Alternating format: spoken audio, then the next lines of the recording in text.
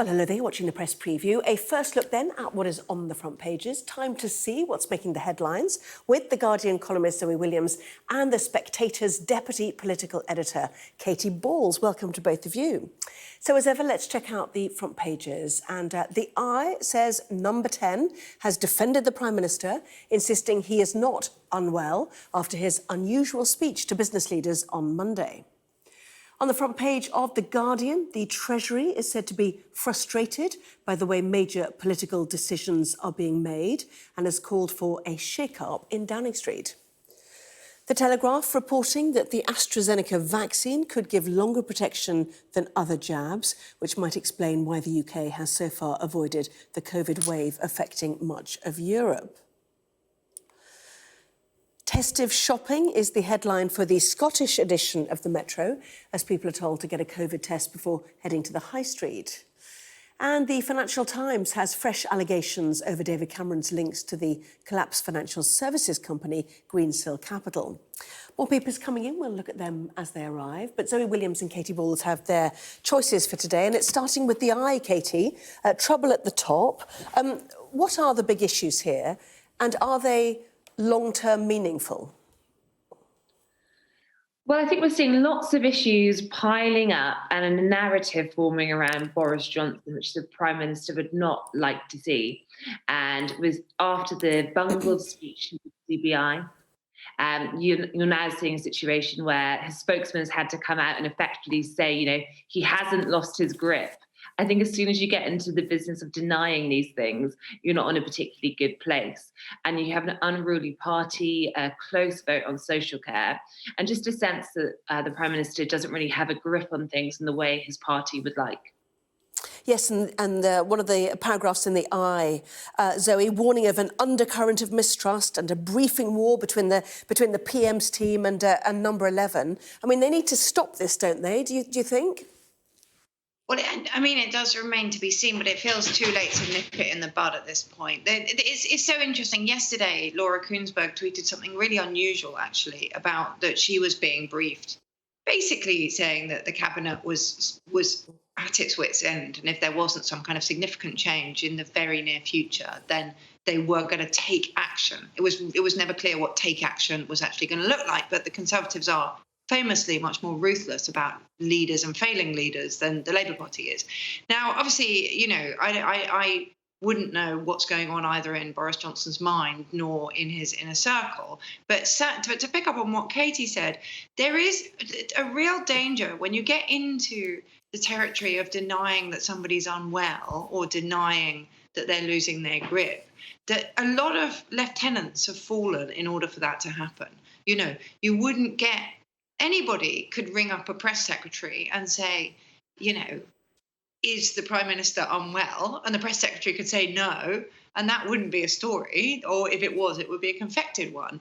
So to get to the point where that's a legitimate question, which the press secretary is taking seriously and newspapers are then printing, you're already on very, very dicey territory, which is why people react so discomfortedly to it. It's not a classic, oh, Boris Johnson has said a thing, therefore that thing probably isn't true, even though there's an element of that. It's more that, these stories are gathering pace, and the normal guard dogs that would stop them from happening are either asleep or not working. So in the Eye front page, I can see that you've got a piece inside, Katy, entitled "Why the Johnson Act is Wearing Thin Among MPs." The Guardian too, Treasury frustration as key plans mishandled by Number 10. Earlier, the Mail website suggesting that Number 10 is run by teenagers. So why might he be wearing thin among MPs? And is it that he doesn't have that group of people around him, like the Sir Edward Listers, who helped him when he was Mayor of London, these sort of key adults around him? Yeah, I think that's definitely a factor. I think ultimately Boris Johnson, if we go back to that speech to the CBI, heavily criticised, worried MPs, full of jokes. In a different time, that could have been heralded as classic Johnson, breaking the mould. But when you've got lots of problems coming up, the joke starts to wear thin pretty quickly. And I think in Downing Street, there's a sense that You're not necessarily having a situation where Boris Johnson listens to advice. Maybe he is being given advice, but is it by figures who he trusts enough to actually listen to it? And are they willing to really push it when the Prime Minister doesn't want to listen? Because what lots of these stories have in common is the sense that the Prime Minister has pushed ahead with an unpopular option and then had to change course. And therefore, that does come back to the advisors. And I think there is an issue in number 10. Yes, and the Metro are saying, quoting, "I don't think it's unusual for people on rare occasions to lose their place in a speech." That alone, as Katy was saying, Zoe, would have been absolutely fine. It's all the rest of it, isn't it? Not least now this trouble over the social care bill, of which there were, a number of disquieted Tory MPs on this. Where does that go? Well, I mean, this is so interesting because, you say it's not that unusual to lose your place in a speech, but if you listen to seasoned broadcasters, I mean, Anna, you're a seasoned broadcaster. Have you ever lost your place for 20 seconds? I mean, it's really unusual. You don't want to hear what the gallery is saying to me. But parking that for a second, the problem with the social care bill is obviously there was kind of strategic mistakes made, there were tactical mistakes made, there was obviously insufficient pitch rolling, and there was insufficient gathering of support and loyalty among MPs. But much more fundamental than that, it is a terrible idea. When you're looking at a scheme which everybody pays into, in which care costs are capped, a flat rate, which leaves somebody with a £500,000 property with the vast majority of that property still intact, with £414,000 still in assets at the time of their death, while somebody with a £100,000 property only has £14,000 worth in assets at the time of their death. You're looking at a direct redistribution of money from the poorest to the richest. Now, it is extraordinary that they thought that this would fly. It's extraordinary that they thought they must have been counting on such slavish loyalty from the so-called Red Wall MPs from this new intake. They're quite inexperienced. Many of them are inexperienced in politics, let alone in Parliament.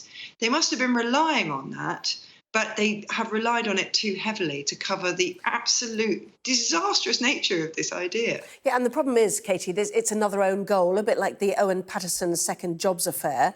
This was a very generous policy, which has now had terrible PR. Exactly, and you had a situation where ultimately Boris Johnson did overpromise and underdeliver on this. He pitched it as his government solving social care, suggesting they were on the brink of doing this. And then what happened in reality was they changed the scheme after MPs voted for a tax rise, something they really didn't want to do, just to now find out that people could actually lose their home when Boris Johnson said no one would. And I think that it's just, again, this frustration that there is lots of things that Tory MPs think they can shout about, but if you keep promising the world, it starts to look as though a disappointment, or you're going back on your word. It's quite an expensive way to go back on your word. Should we move on to the Daily Telegraph? I mean, we've seen a number of different measures today announced. Northern Ireland, for example, please work from home if you can. Scotland deciding not to roll out its vaccine passport scheme further into hospitality and accepting lateral flow tests, urging people to get lateral flow tests if you go anywhere, like Christmas shopping, for example. But the Daily Telegraph still debating what's happening here in the UK compared to Europe, Zoe. And the question they're posing here is, does the AstraZeneca vaccine give longer or indeed different protection? Well, you've hit the nail on the head, though, haven't you? Because this purports to be a story about which vaccine lasts the longest. And actually, it's a story about why we're better than Europe and why we're doing better than Europe. And when you really drill into the story, the chief exec of AstraZeneca isn't actually making huge claims. They're saying the antibody results seem to drop off, but the T-cell results remain really strong with the AstraZeneca, which isn't necessarily the case with a lot of other vaccines. But the press release certainly hasn't come out and said, we're definitely the best vaccine, everybody else's vaccine is inferior. But what they've done, what the Telegraph has done, is parlayed this into a grudge match, effectively, against European nations who originally said they didn't want to use this vaccine on the over 65s because the evidence wasn't there for its efficacy.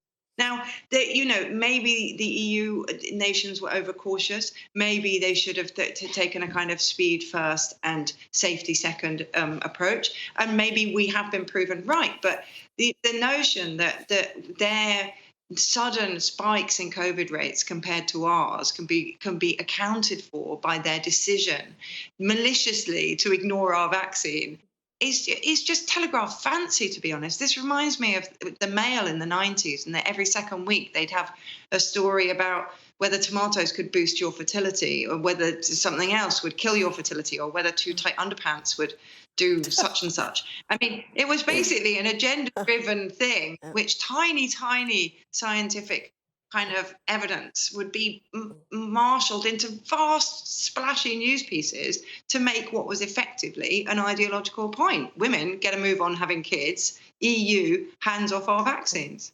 Yes, and what about this narrative? There was a lot of pushback on social media from scientists about this narrative, Katy. But fundamentally, the idea is that you open early and the virus seeks out the unvaccinated, but it's better to do that in the summer than it is in the winter, and therefore the winter's controllable. Now, has that narrative been paying off, do you think? Yeah, I mean, I think if you're comparing the UK to Europe and really troubling scenes, it's hard to work out what one exact thing, particularly because no one really wants to predict where COVID is going. And you might think that one country's doing well. You don't know how it's going to look in a few weeks' time. But I do think that in government, they feel vindicated in that decision to open earlier, get rid of restrictions, when lots of countries in Europe ultimately still had them and went slower. I think on AstraZeneca, in a way, it just is a political vaccine. If you think about how, when that vaccine first came out, you had people like Emmanuel Macron saying it was quasi-ineffective. It almost did just get torn up in kind of EU-UK relations. So I think we have to wait to see what the data's at. But I do think with AstraZeneca, whichever side is talking about, whether it's UK or some in the EU, it tends to somehow be embroiled in these various political elements. Well, let's just show you the metro. We've mentioned it anyway, haven't we? Which is testive shopping. Get yourself a lateral flow test before you go out. Present hunting and relief too, as Nicola Sturgeon backs off this extension to the passport scheme to things like pubs, restaurants, cafes, theatres and cinemas, which of course many parts of Europe have at the moment as well, don't they? So we'll watch what happens with those cases in Europe and indeed here, of course, too. Plenty more still to come. The Windrush victims still without compensation 4 years after the scandal first emerged. We'll discuss that in just a moment.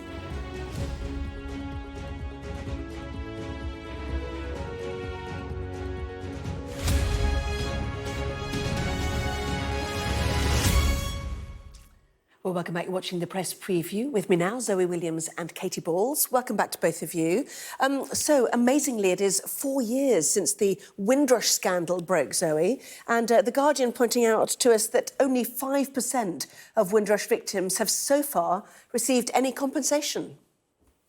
I mean, it's really extraordinary. At least in the first year after these events, it was absolutely extraordinary that the Home Office wasn't moving faster to repair the damage they'd done, because the stories that came out were really, really something. You know, people who'd been deported to Jamaica and rendered homeless, having no contacts there, having lived here since they were 1 year old, people who'd been refused treatment on the NHS, people who'd lost their jobs and their homes. I mean, real acts of cruelty and, unjust acts, because all of these cases, once they had light shone on them, these people were completely legitimate citizens of the United Kingdom. The reason they'd been rejected was because they couldn't find their primary school reports from 1971, which none of us could do. So it was a terrible act of injustice. And I think if we had a normal functioning government, the reparations would have been made. What I doubt is that, having failed to make those reparations in the first year since the scandal, it's no surprise at all that they haven't been made since, because normal government business has not been really working, at least since 2019 when the Johnson administration took over, but probably since 2017 when Theresa May lost her workable majority and spent the rest of her term just trying to make Brexit happen. So I think what we're just seeing here is the kind of sharp edge of what happens when government gives up on regular quotidian business of looking after its citizens, and it's absolutely tragic. Katy, do you want to dwell on that, or shall we see Theresa May, in fact, in the front row of the pew for Sir David Amos's funeral today, alongside John Major, David Cameron, the current Prime Minister? These are amazing scenes, aren't they, for someone with a great sense of humour, as everybody remembered in the service today and yesterday, in fact.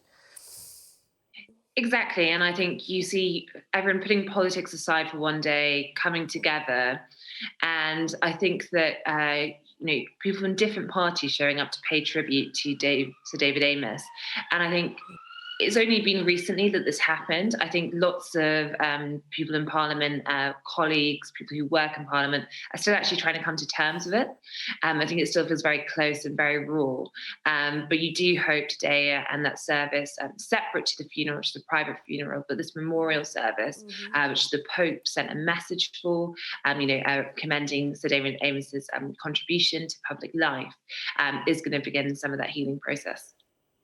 Yes, the Pope's message said, His Holiness recalls with gratitude Sir David's years of devoted public service, guided by his strong Catholic faith, as you said, and evidenced in his deep concern for the poor and the disadvantaged, and the people of Southend, of course. Wanted to be the father of the house so he could start every speech and start first to make the case for Southend being a city, which, of course, retrospectively it has been, Zoe.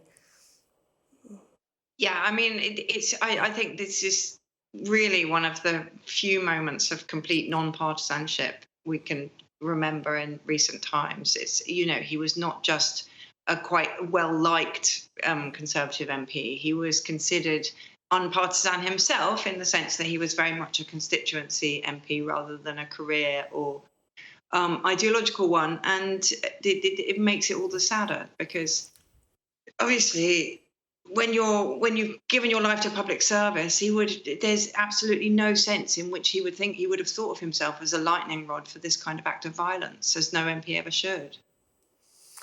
Well, Zoe and Katy, thank you both very much indeed. And we look forward to hearing more from both of you at 11 o'clock when you take us through today's news and tomorrow's headlines as well.